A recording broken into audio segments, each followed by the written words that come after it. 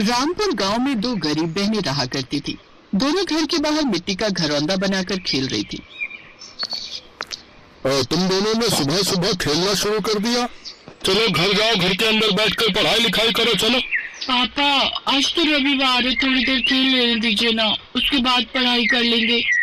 चलो ठीक है फिर। खैर उनके पिता खेतों में चले गए। इधर थोड़ी देर बाद घरौंदा बनकर तैयार हो गया। तभी छोटी बहन रज्जू ने कहा, दीदी इस घर के अंदर एक छोटी सी टीवी भी बना दो। आपको तो पता ही है कि हम दोनों को टीवी देखने का कितना शौक है। गजोधर काका तो हमें टीवी देखने ही नहीं देते। ठीक है रज्जू, खेलो, इस घर के अंदर मैं छोटी सी टीवी भी बना देती हूँ। गुड़िया ने मिट्टी से एक छोटी सी टीवी भी बना दी। खैर ऐसे दिन बीत रहे थे। अगले दिन दोनों स्कूल गए। उनका क्लास टीचर इन दोनों से बहुत खुश रहता था क्योंकि ये दोनों ही पढ़ने लिखने में बहुत अच्छी थी। अरे गुड़िया, रज्जू, इस बार भी टेस्ट में तुम दोनों के नंबर सबसे ज्यादा आए हैं। एक बार इन दोनों बच्चियों के लिए जोरदार तालियां बजा दो। उनकी सहेलियों ने भी उनकी खूब तारीफ की। तुम्हें पता है हमारे माँ बाप हमेशा कहते हैं कि गुड़िया और रज्जू से ही दोस्ती रखना, इसीलिए हम सब लोग सिर्फ तुमसे ही दोस्ती रखते हैं। ऐसा नहीं है, हम सब लोग आपस में दोस्त हैं। तो इस तरह स्कूल में उन दोनों की हर कोई इज्जत करता था, चाहे कोई टीचर हो या स्कूल के बच्चे। ऐसे दिन बीत रहे थे। फिर एक रोज जब दोनों बहनें घर के अंदर पढ़ाई कर रही थी तभी, दीदी लगता है गजोधर काका के यहाँ कार्टून चल रहा है, चलो ना कार्टून देखने चलते हैं। नहीं रज्जू, तुम्हें याद है ना पिछली बार हम लोग गए थे तो गजोधर काका ने हमें भगा दिया था। अगर दोबारा भगा दिया तो ठीक है, पापा को लेकर चलते हैं। मेरा कार्टून देखने का बहुत मन कर रहा है। पापा कहाँ हो? दोनों अपने पापा से कार्टून देखने के लिए जिद करने लगी। पापा चलो ना, आप चलेंगे तो काका हमें टीवी देखने देंगे। हम आपसे कभी कुछ नहीं मांगते, क्या आप ये छोटी सी ख्वाहिश पूरी नहीं कर सकते? अब तुम लोगों ने ये बोल दिया है तो अब चलना ही पड़ेगा। चलो चलते हैं गजोधर काका के घर। दोनों अपने पिता के साथ गजोधर काका के घर पहुंचे। वहाँ पर कार्टून चल रहा था जिसे देखकर दोनों बहुत खुश हो रही थी।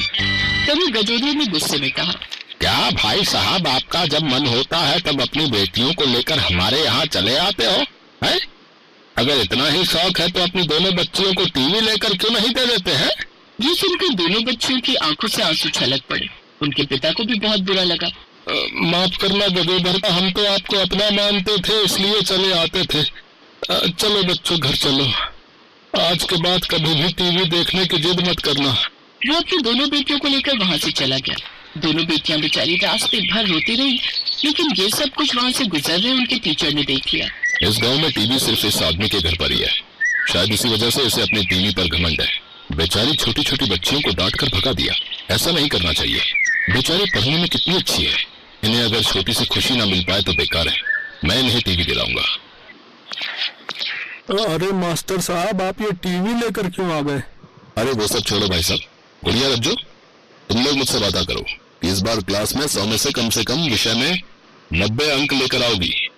अगर 90 से एक भी नंबर कम हुआ तो मैं ये टीवी लेकर यहाँ से चला जाऊंगा। टीवी देखकर दोनों बहुत खुश हो रही थी। तभी रज्जू ने कहा, मास्टर जी अब तो हम दुगनी मेहनत के साथ पढ़ाई करेंगे। हम आपसे वादा करते हैं कि इस बार हम लोग 100 में से 100 नंबर लेकर आएंगे। दोनों बहनों ने टीवी चालू की और कार्टून देखने लगी। धीरे धीरे रात हो गई लेकिन उन्होंने टीवी देखना बंद ही नहीं किया। तभी उनकी माँ ने खाने के लिए आवाज दी, 4 घंटे से तुम लोग टीवी देख रही हो, भूख नहीं लगी क्या? जल्दी से खाना खा लो, सुबह स्कूल भी तो जाना है। माँ रज्जू को खाना खिला दो, मैं थोड़ी देर बाद खा लूंगी। बस थोड़ा सा रह गया, देख लूं फिर आती हूँ। मैं क्यों खाऊं? पहले आप खाओ, मैं बाद में खा लूंगी, मुझे कार्टून देखना है। चुपचाप खाना खाओ और सो जाओ, ज्यादा टीवी की लत डालना अच्छी बात नहीं है। उनके पिता ने तेज आवाज में बात की, इसलिए दोनों बहनें डर गईं और खाना खाकर सो गईं। अगली सुबह दोनों क्लास में बैठी पढ़ रही थी, लेकिन उनके दिमाग में सिर्फ टीवी का ही ख्याल चल रहा था। जल्दी से छुट्टी हो ताकि मैं घर जाऊं और कार्टून देखूं। आज तो छुट्टी होने का नाम ही नहीं ले रही, पता नहीं कब छुट्टी होगी। गुड़िया रज्जू, क्या बातें कर रही हो तुम दोनों? बताओ अभी मैंने क्या पढ़ाया? दोनों का पढ़ाई में मन ही नहीं लग रहा था, इसलिए उन्हें नहीं पता था कि टीचर ने क्या पढ़ाया। सॉरी सर, हमने ध्यान नहीं दिया, एक बार फिर से पढ़ा दीजिए। तुम दोनों इस स्कूल की सबसे होनहार स्टूडेंट हो, तुम दोनों से मुझे ऐसी उम्मीद बिल्कुल नहीं है। अब ध्यान से पढ़ो। टीचर ने फिर से पढ़ाना शुरू कर दिया।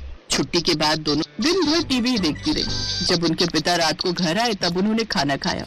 जब उनके माँ बाप सो गए तब सब लोग सो गए, रज्जू भी सो रही है, अब मैं अपना मनपसंद कार्टून देखूंगी। गुड़िया ने चुपके से जाकर टीवी चालू की और देखने लगी। तभी रज्जू भी वहाँ पर आ गई। चुड़ैल कहीं की अकेले अकेले टीवी देखने चली आई।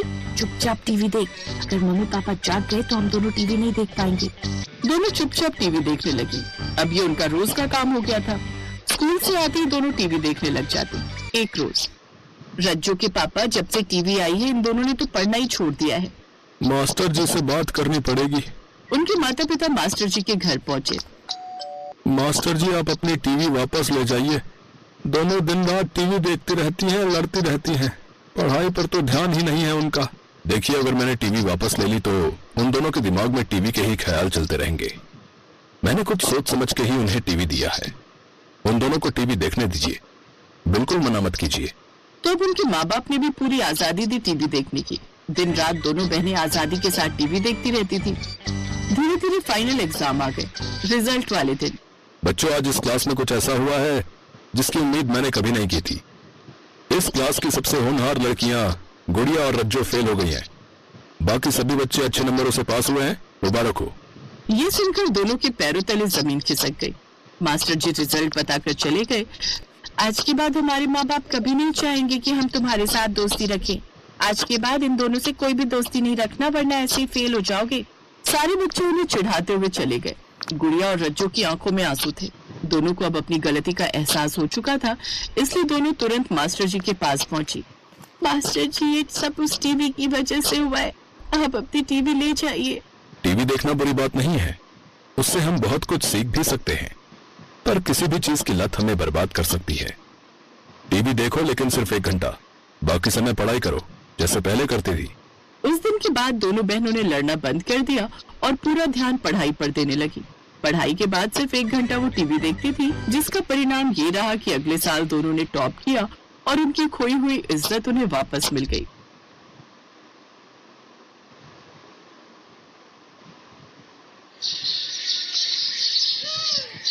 चलो, आज पहली बार मेरी जिंदगी में खुशियां आने वाली हैं। बड़े सुकून से अपना मनपसंद खाना बनाऊंगी। शालू खुशी खुशी किचन में गई, लेकिन वहां उसने कुछ ऐसा देखा जिसकी उसे क्या किसी को भी उम्मीद नहीं होगी। उसने देखा कि किचन में चूल्हा ही नहीं था। ये क्या हुआ? इस किचन में तो चूल्हा ही नहीं है। बिना चूल्हे के मैं खाना कैसे बनाऊंगी? इन लोगों को लगा होगा कि मैं बिना चूल्हे के खाना बना ही नहीं पाऊंगी। अब देखो मैं क्या करती हूँ। शालू ने सभी हरी सब्जियों को अच्छे से काट लिया। चलो, ये तो डाइटिंग वाला खाना बनकर तैयार हो गया, लेकिन इसे खाएंगे किसके साथ? अब इन लोगों को लग रहा होगा कि रोटी बनाने के लिए तो चूल्हे की जरूरत पड़ेगी ही, लेकिन उसका भी इलाज है मेरे पास। शालू तुरंत बाहर बाजार में गई और वहां से ढेर सारी ब्रेड खरीद कर ले आई। सासू माँ, ससुर जी, आदित्य, आ जाइए, खाना लग गया है। ये सुनकर तीनों हैरान हो गए, क्योंकि तीनों एक ही कमरे में बैठे थे और अपनी बहू की हार का इंतजार कर रहे थे। क्या आप लोगों ने भी वही सुना जो मैंने सुना? हाँ, मैंने भी वही सुना, लेकिन मुझे एक बात समझ में नहीं आ रही है कि उसने बिना चूल्हे के खाना आखिर बनाया कैसे। ये तो हमें बाहर चलकर ही पता चलेगा। तीनों बाहर खाने की टेबल पर आए तो देखा हरी भरी सब्जियों से बना हुआ मसालेदार सलाद और कुछ ब्रेड रखी हुई थी। अरे यार, मेरा तो ये भी प्लान काम नहीं किया।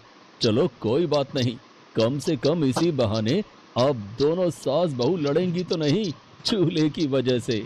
वैसे बिना आग का इस्तेमाल करके बना हुआ ये खाना भी बहुत स्वादिष्ट लग रहा है और ये हमारे लिए हेल्दी भी है। लेकिन ऐसा आखिर हुआ क्यों था?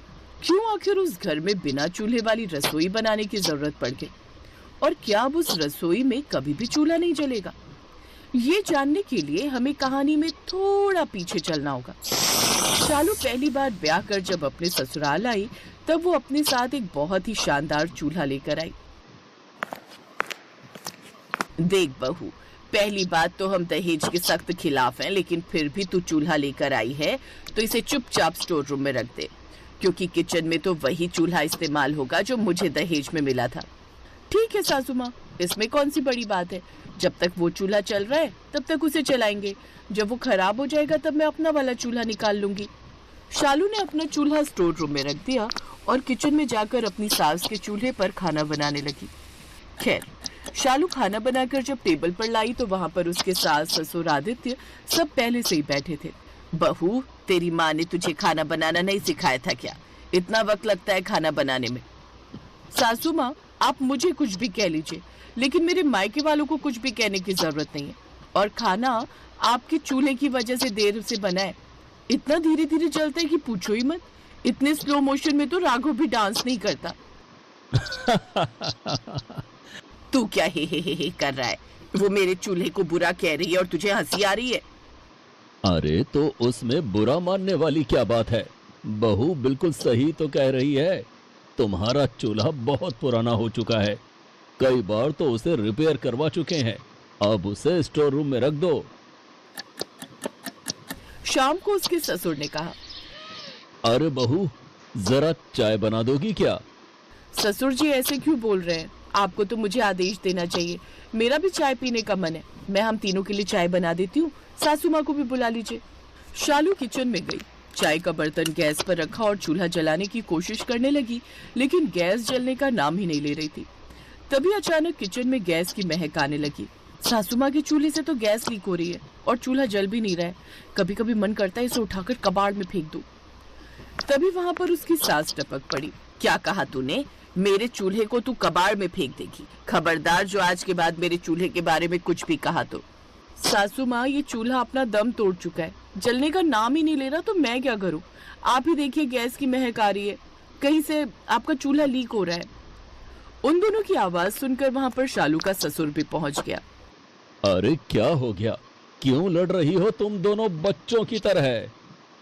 देखिए ना आपकी बहू हमारे चूल्हे के बारे में क्या कह रही है। कह रही है कि चूल्हे को वो बाहर कबाड़ में फेंक देगी। पिताजी, आप ही देखिए ना, गैस की महक आ रही है और चूल्हा जलने का नाम ही नहीं ले रहा है। मैं जाकर अपना चूल्हा रख देती हूँ और इस चूल्हे को स्टोर रूम में रख देती हूँ। अच्छा, मैं भी तो पुरानी हो गई हूँ, मैं भी लीक करने लगी हूँ कहीं ना कहीं से, तो मुझे भी उठाकर तुम लोग स्टोर रूम में रख दो और कहीं से नई नवेली सास ले आओ।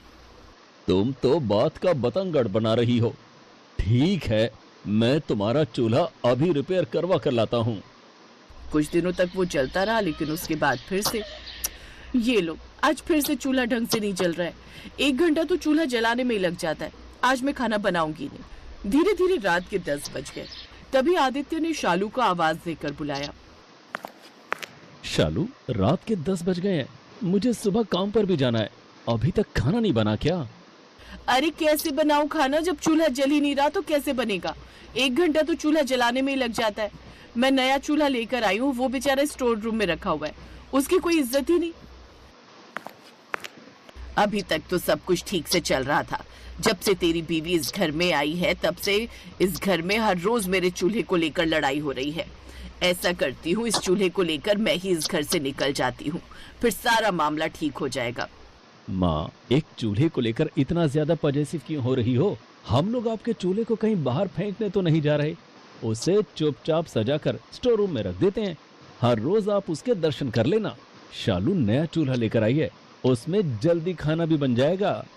नहीं, रहने दो, मैं अपने चूल्हे को लेकर घर से भाग जाती हूँ, फिर तुम लोग अपने नए चूल्हे के साथ खाना बनाना। तुम दोनों जब देखो तब उस चूल्हे को लेकर हमेशा लड़ाई झगड़ा क्या करती हो। तुम बहू का नया चूल्हा किचन में नहीं रखना चाहती और बहू पुराने चूल्हे के साथ खाना बनाना नहीं चाहती। सासू माँ, ससुर जी, मैं उसी पर किसी तरह से खाना बना लिया करूंगी। देखा, आखिरकार जीत मेरे चूल्हे की हुई। इसीलिए कहती हूँ बहू, अपनी सास से कभी पंगा मत लेना।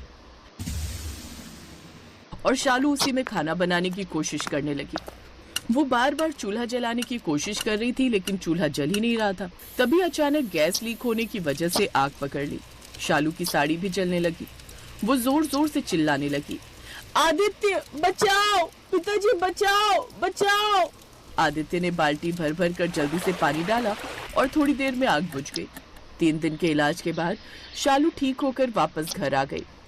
पड़ गई तुम्हारे कलेजे को ठंडक। ये तो अच्छा हुआ कि वक्त पर आदित्य ने पानी डाल दिया, वरना कुछ भी हो सकता था शालू के साथ। अब क्या उसे भगवान के पास पहुंचा कर ही मानोगी? बहू, मुझे माफ कर दो, मुझे अपने चूल्हे पर अहंकार हो गया था। आज जो तेरे साथ हुआ है, कल वो मेरे साथ भी हो सकता है। किसी की जिंदगी के साथ खिलवाड़ करने का मेरा कोई हक नहीं। आदित्य बेटा, मेरा चूल्हा स्टोर रूम में रख दे, और जो चूल्हा बहू लेकर आई है